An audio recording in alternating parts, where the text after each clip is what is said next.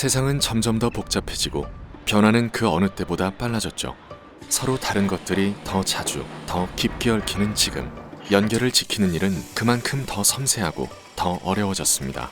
그럼에도 우리가 이어질 수 있는 건 보이지 않는 곳에서 묵묵히 연결을 지켜온 사람들이 있기 때문입니다. 산업과 삶, 공간과 시간, 그리고 사람과 사람 사이, 언제나 그 자리에서 우리의 일상을 이어온 이름, LX의 이야기를 꺼내려 합니다.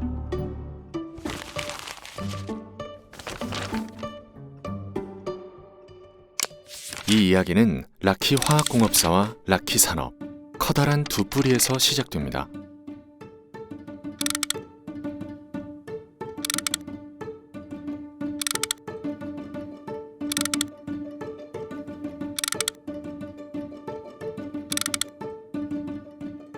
해방 전부터 여러 사업으로 안목을 길러온 연암 구인회. 광복 이후 구인회는 아우 구정회, 구철회와 함께 부산에서 시작한 화장품 판매 사업을 서울로 확장했습니다. 단순 판매로 시작했던 화장품 사업이 성공을 거두면서 그는 직접 제품을 만드는 일에도 도전하게 됩니다. 그렇게 세상에 나오게 된 럭키크림. 소비자들은 열광했고 구인회의 제조업을 향한 첫 걸음마는 대성공. 회사는 높은 수익을 올리면서 크게 성장했습니다. 걸음마는 곧 뜀박질로 이어졌습니다. 구인회는 락키 화학공업사를 창립하고 효율적인 생산과 관리가 가능한 제조회사로 가꾸어 나갑니다. 그러던 어느 날 순항하던 그의 사업은 전환점을 마주하게 됩니다. 럭키크림을 판매하던 상인들로부터 용기가 깨진다는 항의가 들어온 것입니다. 락키 화학공업사는 용기를 직접 만들기로 결심했고 국내 최초로 각종 합성수지 성형 제품을 생산하기 시작합니다. 훗날 LX 하우시스의 초석이 되는 도전이었습니다. 한국 산업사의 제조업이 막 태동하던 시기였습니다. 대부분의 플라스틱 제품을 수입에 의존해야 했습니다. 이런 상황에서 락키 화학공업사가 직접 플라스틱 용기를 생산하기 시작한 것은 큰 혁신으로 볼 수 있습니다. 한국의 제조업에 있어서 소재 개발과 자체 생산 역량이 중요하다는 인식이 확산되었고 관련 기술의 발전에도 촉매제가 되었다고 생각합니다. 한국 전쟁 직후에 달러 부족이었던 한국은 정부가 빌려온 달러를 기업에 공급하여 산업을 활성화시키는 달러론 정책을 폈습니다.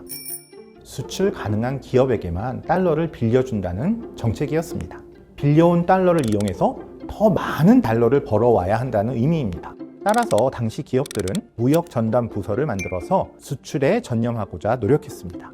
락키 화학공업사도 시대적 상황을 따라 기업의 성장을 위해 무역 전담 조직을 설립합니다. 락키 화학공업사의 플라스틱 사업은 당시 경제개발 기조와 맞물려서 국내 최초 타이틀을 휩쓸며 영역을 확장해 나갔습니다. 이로써 락키는 락키 화학공업사로서도 반도 상사로서도 도약하기 시작하죠. 이후 구인회는 락키 화학공업사의 플라스틱 사업 고도화를 위해 락키 비니루공업을 설립하는데 이때 회장으로 취임하면서 락키 화학공업사, 락키 비니루공업, 반도 상사 등을 조율하는 위치에 서게 됩니다. 이것이 우리가 아는 럭키그룹이 그 모습을 갖춰나가기 시작하는 첫 태동입니다. 이후 여러 계열사가 연이어 탄생하면서 럭키그룹은 각 분야에서 고루 성장하게 됩니다. 이후 반도 상사는 글로벌 영업망을 대폭 늘리고 수출 1억 달러를 달성하며 종합 무역 상사로 지정되고 락키 화학공업사는 플라스틱 명문으로 입지를 굳히게 됩니다. 그런데 1973년 10월 1차 오일 쇼크가 터집니다. 석유 의존도가 굉장히 높은 화학, 제조업 분야의 기업들은 생산 비용이 크게 증가하면서 경영에 막대한 타격을 받았습니다. 기업들은 생산 공정을 개선하거나 에너지 효율을 높이는 기술들을 도입하게 됐죠. 그리고 글로벌 확장을 통해 위기에서도 장기적인 성장을 위한 돌파구를 찾으려 노력하기 시작했습니다. 반도 상사는 안정적인 가격으로 공급할 수 있는 유연탄 개발 사업에 착수합니다. 한국의 에너지 공급망을 다변화하고 안정성을 확보하려는 전략으로 이 사업은 훗날 니켈과 같은 미래 유망 광물 개발에 초석이 됩니다. 이후 반도 상사는 럭키 금성 상사로 이름도 새롭게 바꾸게 되죠. 무역이 성장하는 동안 락키 화학공업사는 럭키로 새롭게 도약하고 고부가가치 상품을 생산, 판매하고 있었습니다. 주로 자동차에 쓰이는 각종 플라스틱 제품 그리고 건축자재를 생산했는데 그중 PVC 창호는 국내 최초였습니다. 뿐만 아니라 난연 발포 벽지, 데코 시트 등 다양한 발명품이 대거 등장하죠. 1980년대 대한민국의 산업구조는 경공업에서 중화학공업으로 전환되던 과도기였습니다. 락키 화학공업사 플라스틱 전장 제품과 PVC 창호 같은 고부가가치 상품을 국산화에 성공한 것도 이 시기입니다. 국제 경쟁력을 갖춘 상품을 만드는 성과를 올리면서 수출을 확대해 나갔습니다. 1990년대는 의미 있는 시기입니다.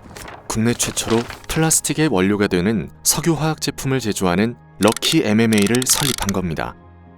더 많은 제품 생산을 위한 기본 재료가 바로 MMA입니다. 국내 기업이 MMA 생산이 가능해지면 큰 도움이 되지만 당시 일본과 독일이 기술 선도국이었습니다. 한국과 같은 국가들이 생산하기엔 너무나 어려운 기술이었습니다. 하지만 럭키 MMA는 이런 기술을 자체적으로 확보하여 국내 화학 산업의 자립력을 높이는 데 큰 역할을 했습니다. 해외에서도 품질이 인정되어 MMA 제품의 수출까지 이루어냄으로써 한국의 위상을 높일 수 있었습니다. 럭키 MMA는 훗날 MMA와 BMA, PMMA를 생산하는 LX MMA의 모태가 됩니다. 럭키의 질주는 여기서 멈추지 않았습니다. 럭키 금성 상사가 LG 상사로 변화를 거듭하며 무역의 날 100억 불 수출의 탑을 달성한 겁니다. 도전도 계속됐습니다. 디스플레이 드라이버 IC 분야의 글로벌 강자 LX 세미콘의 모태 기업인 실리콘웍스의 설립입니다. 고부가가치 산업으로의 전환을 모색하고 있었고요. 그 과정에서 반도체가 국가 경제 회복의 핵심 전략으로 자리 잡았습니다. 빠르게 성장을 하면서 수출 주력 상품으로 자리를 잡았고요. 외화 수익을 만들어내서 한국 경제 회복의 동력으로 평가받을 수 있었습니다. 실리콘웍스는 LCD 디스플레이의 성장성을 간파했고요. 2002년에는 패널에 들어가는 디스플레이 드라이버 IC를 개발해냅니다. 현재 한국 제품이 세계 디스플레이 산업을 선도하는 전환점을 마련해 준 것입니다. 실리콘웍스는 패밀리스 산업 초기 주자로 한국 비메모리 반도체 산업 발전에 크게 기여했다고 평가됩니다.